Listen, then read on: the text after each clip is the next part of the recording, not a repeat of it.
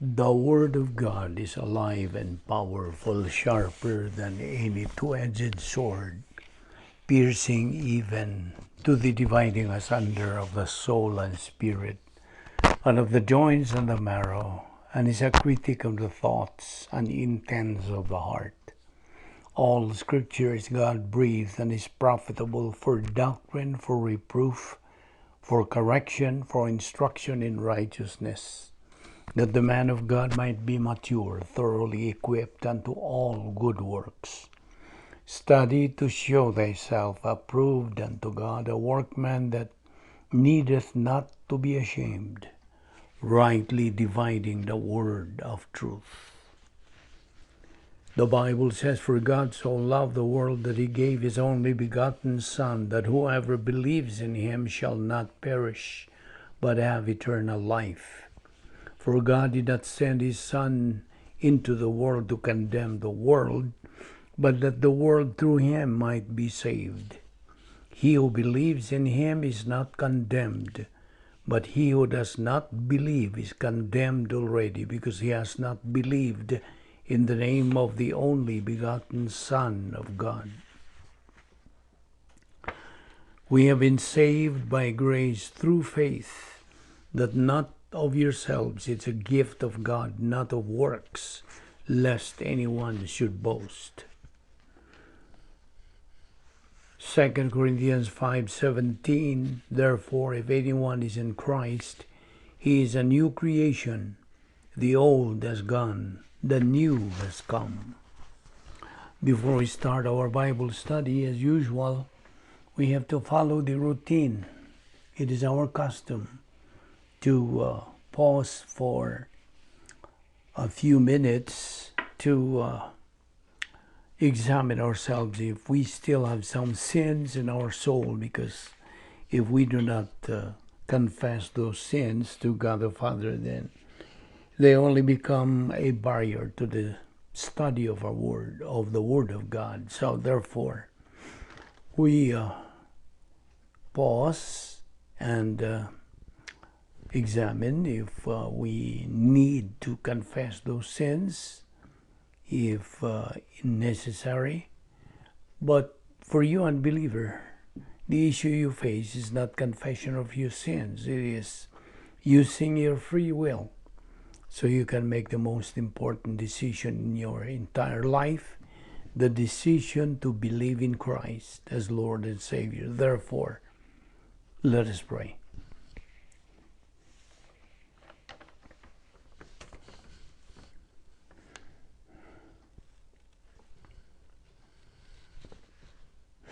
We thank you, Heavenly Father, for this new day that you bestowed upon us, for giving us another opportunity to study your word, this manna from heaven that we desperately need for the nourishment of our soul.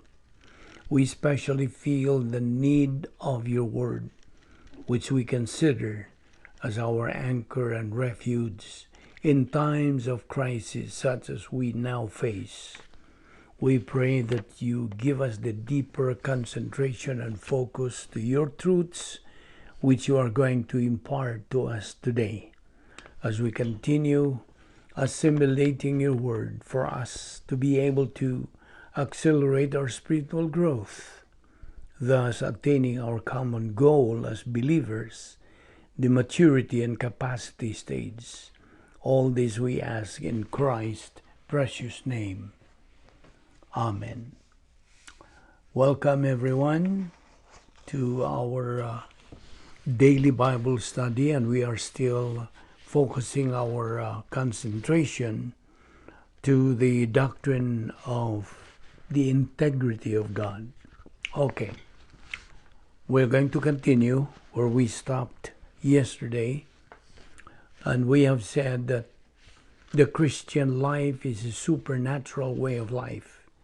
And as such, it requires a supernatural way of execution. The Christian life is not a joke. And you know what? God has a tremendous sense of humor. You cannot fool him. You cannot play games with him.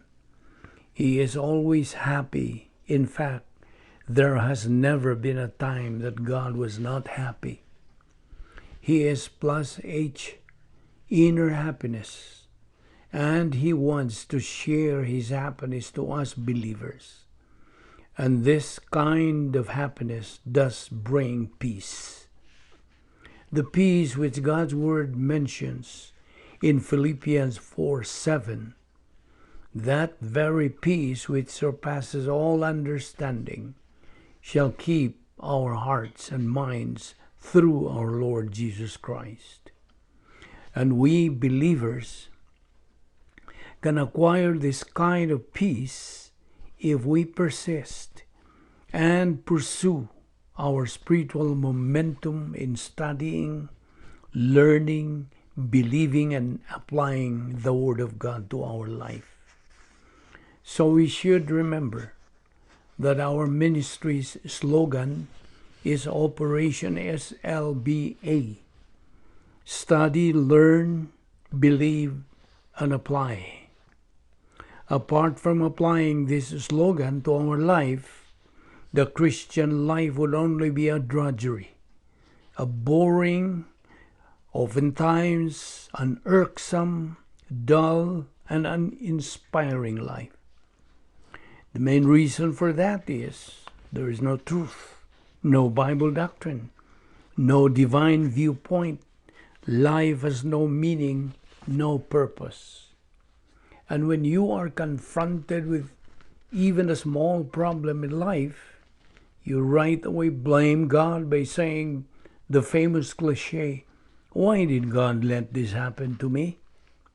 So, you now are in a state of misery. Remember the principle about Satan's miserable state as God's avowed enemy? Misery loves company. Yes, Satan wants and loves company. You're actually a product of your own decision, and you are a victim of the effect of the law of volitional responsibility. And no one's to blame but you. But like I said a while ago, God has a tremendous sense of humor. He even respects your decision. And you know what? God gives us human beings, we people, total freedom of choice, otherwise called free will. From that free will, we are totally given the freedom to make decisions. And get this, with that freedom goes responsibility. And this means whatever decision we make in life, we are the only one responsible, accountable, and answerable to all those decisions. So we need to know then God. We need to know Him by studying His Word, like what we are doing every day. Because apart from the study of His Word, we would not have any idea who He is and what He is. We would not have any clue what God's will, what His command is, what is His plan and purpose for our life, and why we are in this world. And if you don't know God and you insist to love Him, you're just loving a false God. Do you understand what I mean? God, you know, is not an imagination or someone who is just floating in the air and what have you. God, listen, God is a person. So God in His Word wills that everyone be saved, have eternal life, and live with Him forever in heaven. He said that in 2 Peter 3:9. He said He is not willing that anyone should perish, but that all should come to repentance. And also in 1 Timothy 2:4, God's Word says, who will have all men to be saved and to come unto the knowledge of the truth. Is there anything clearer than those words that God delineates? There are no clearer words that God stated than those I just said. Now, if you are an unbeliever listening to us right now, let me ask you this question. And I've asked you this yesterday, and I'll repeat asking you. If you believed that 1 plus 1 equals 2, which you learned in your school because mathematics and arithmetic books taught you that, and if you believed that there is a country called Canada, Spain, or Australia, though you haven't been there because history books taught you so. Now, would you not believe that you will be saved if you believe in Jesus Christ as Savior when God Himself, who is perfect, tells you so? An unbeliever who rejects God's gift of salvation is actually making God a liar. And the result of his rejection of Christ will bring him to eternal condemnation. As John 3:16, second part says, whoever does not believe is condemned already because he has not believed in the name of the only begotten Son of God. So, going back to our subject of God's integrity, let us address this to you, fellow believer. Early in life, you have learned to have known the existence of God. Probably you have heard about God during your maybe DVBS or from the pulpit in one of the sermons given by a pastor or from an evangelistic rally. That initial information about God later in life was gradually developed, and you came to a point that you heard the gospel message of putting your faith in the Lord Jesus Christ for the salvation of your soul. And through the convicting ministry of God the Holy Spirit, you made the most important decision in your life, the decision to believe in the Lord Jesus Christ as your Lord and Savior. Simultaneous to your decision to be saved, you were entered into union with Christ forever, and God the Holy Spirit sealed you and had your name written in the Lamb's book of life, and you became a member of the royal family of God, and you got the rest of the benefits that were given to you by God Himself. What a joy that occurred in heaven, with the angels rejoicing for the eternal salvation you just acquired once and for all. Therefore, as a believer now, you knew very well that there was a God. There was a point early in your life that you reached the stage of God consciousness. So, early in life, when you wondered about the source, the cause, the nature, or the purpose of things, your natural curiosity had pointed you to the Supreme Being. Whether a person believes in God or not, that doesn't change or alter God as the Creator and Sovereign God. Because there are a lot of people nowadays who do not believe the Bible, or who do not believe in God. And worst of all, these people do believe in another God.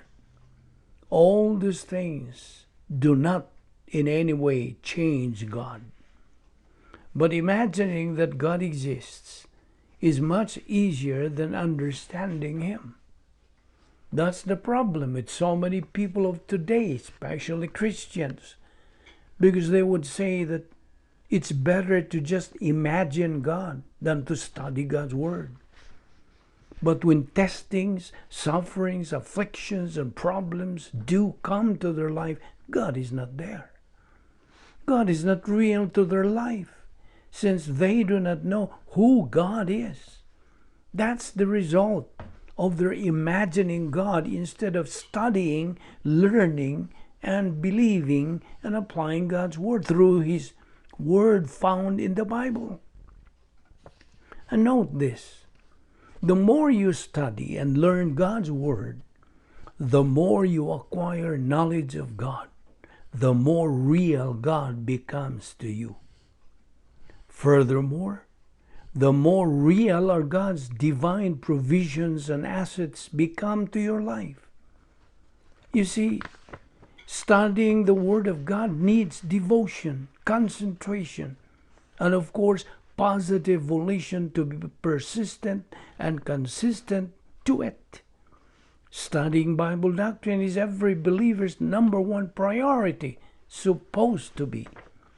I say supposed to be because we cannot deny that there are so many believers in our day and age who never take heed to God's mandate to let their soul grow in grace and in the knowledge of our Lord and Savior Jesus Christ. How to do it? By taking in Bible doctrine on a daily basis for the purpose of acquiring divine viewpoint and the thinking of Christ. 1 Corinthians 2:16. A big majority of believers just take this sublime responsibility for granted. It is further sad to observe a lot of churches of today who are busy going through some kind of church programs with emotional and sensational form of rituals. All of that minus Bible doctrine. And this falls under the principle ritual without reality is meaningless. What a pity indeed. We have studied God's essence. We have learned from it the need for us to believe and to apply every divine attribute, every detail of it to our Christian life if we wish to make God real to our life. We mention these things over and over and over and over again if we are to obey God's mandate in 2 Peter 3:18 and keep on keeping on in our spiritual momentum in order to attain the high ground of spiritual growth, which is spiritual maturity called capacity stage. Let us pray. Friend, should you die right at this very moment, do you know for sure you will live forever for eternity in heaven or in hell? The Bible, the Word of God, tells us that you can know it for sure. Now I'm asking you, friend, this question, since this is the most important question you will ever encounter in your entire life. Let me ask you this. Are you saved? It is not a question of whether you are a member of a church or not, but are you saved? It is not either a question of whether you are living a decent, respectable, and honorable life, but are you saved? You see, the Bible says we all need to be saved. Acts 16:31. My friend, for you to get saved, first of all, you've got to acknowledge the fact that you are a sinner. The Word of God says in Romans 3:10 and 12, there is none righteous, not even one. There is none who understands. There is none who seeks for God. All have turned aside. Together they have become useless. There is none who does good. There is not even one. Also in Romans 3:23, God's Word says, all have sinned and come short of the glory of God. Friend, it's because of your sins that you have come short of the glory of God. And that is the reason why you will never be able to meet the necessary requirements for you to be saved. Secondly, you must realize that someone loves you who in fact died for you, and he is no other than the Lord Jesus Christ. He died on the cross for the purpose of paying for your sins, and who gave you the opportunity to get saved and be in heaven after you die. Romans 5:8 says, "But God demonstrates His own love toward us, in that while we were yet sinners, Christ died for us." When our Lord Jesus Christ died on the cross, it was His spiritual death that paid the penalty of our sins. Colossians 1:14 says, "In whom we have redemption, the forgiveness of sins." Listen, my friend, you cannot do anything to ask for help to get saved. The truth is, the Lord Jesus Christ has already paid it in full while He died on the cross. Before He died, He uttered the words tetelestai, meaning it is finished. That is in John 19:30. Now He wants to give you a home in heaven, the gift of God, which is life without end. And this can only be found in our Lord Jesus Christ. Romans 6:23. My friend, listen to this. When Jesus saves you, it is eternal. It is forever. He did not remain dead. He rose from the grave, and today He is alive and now seated at the right hand of God the Father, interceding for all those who put their trust in Him. By faith, accept the Lord Jesus Christ. Believe on the Lord Jesus Christ, and thou shalt be saved. Let us pray. We thank you, Heavenly Father, for the grace opportunity of fellowshipping in your word today. May God the Holy Spirit motivate and challenge us to continue feeding our soul with your word until we reach the stage of capacity for life, which is the pleroma stage. Thus become winners in this present life and in the life hereafter. We pray that what we learned in your word today may become a blessing to our life. Thank you for our Bible study through the YouTube of the Balbido Evangelistic Ministry. This we ask in Christ's name. Amen.